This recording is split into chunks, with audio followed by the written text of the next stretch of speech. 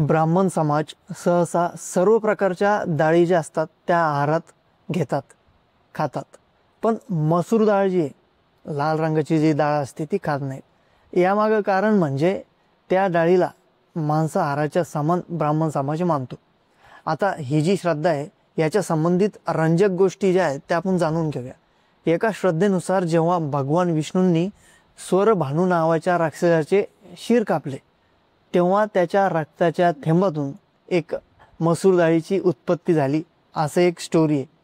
त्यामुळं संपूर्ण ब्राह्मण समाज मसूर डाळ मांसाहार मानतो आणि मसूर डाळ खाल्ल्याने मनात आक्रमकता आणि राग वाढतो, असं त्यांचं म्हणणं आहे, असं मानलं जातं.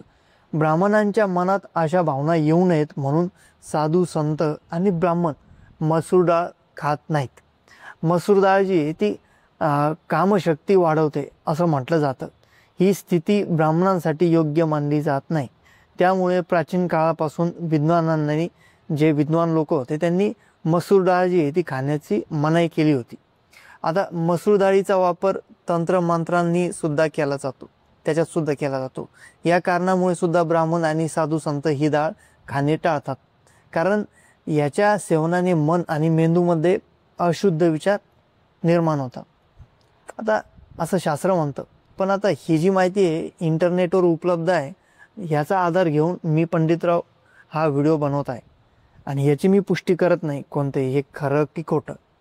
तर व्हिडिओ तुम्हाला कसा वाटला, या डाळीबद्दल, मसूर डाळीचे तुम्हाला फायदे तोटे काय वाटतात, ही जी विचारधारा आहे ह्याच्याबद्दल काय वाटतात, तर ह्या सगळ्याच एकंदरीत बाबीबद्दल कमेंट बॉक्समध्ये चर्चा करा आणि चॅनलला सबस्क्राईब करून तुमचं सहकार्य ठेवा. मी पंडितराव, धन्यवाद.